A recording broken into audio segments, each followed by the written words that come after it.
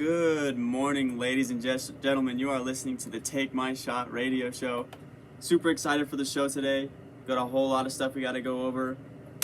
If you didn't see yesterday, Justin Tucker hit a 66-yard game-winning field goal in Detroit for the Baltimore Ravens to just barely scoot out of there to get that win.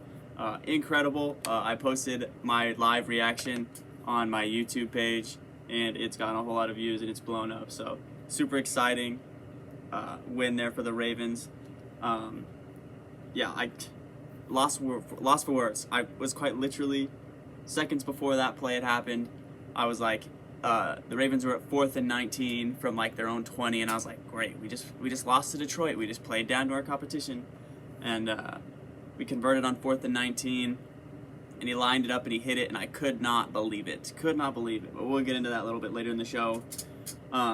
Really good week of games this week. Really good games this week. We had 4 game-winning field goals total on the week. Chiefs fall to 1-2. And I'll talk about that as well and let Chiefs fans know it's okay, not to worry. I still have a lot of faith in the Chiefs. It's only a 1-2 start. It really doesn't mean anything in the long run of things. Carolina goes to 3-0, as well as Justin Herbert, my pick for MVP this year, really strengthens his case. And if you guys remember, 2 weeks ago at our opening show when I talked about how this would be the game that Justin Herbert would make his case, where Justin Herbert would go, where the league would go, oh, okay, Justin Herbert's here. As I know some people really thought that Justin Herbert was already here, but this would be the week that Justin Herbert would beat Patrick Mahomes in Kansas City, and people would go, oh, Justin Herbert's the truth. Then we got Arizona, Denver, and the Rams as well. They go to 3-0. We'll get into that as well. Also, just thought I would add this under the show. I'd give you guys my weekly predictions. Every week I pick my game-by-game picks, and so far this year I'm 34-11 on my week-by-week picks. 34 wins and 11 losses that I've picked correctly. Or 34 games I've picked correctly, 11 games that I've picked incorrectly. And this is if the Eagles win the game tonight, that would be 34-11. If not, I'd be 33-12.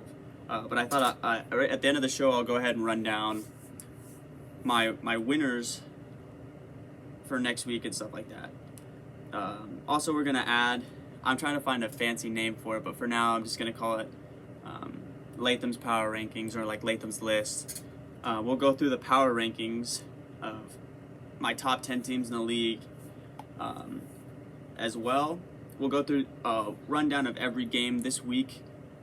Now that we're into the real show of what I'll do on a week-to-week basis, we'll definitely get more in-depth into every single game. On a weekly basis, I try to watch every single game to the best of my ability. Obviously, I can't watch every second of every single game.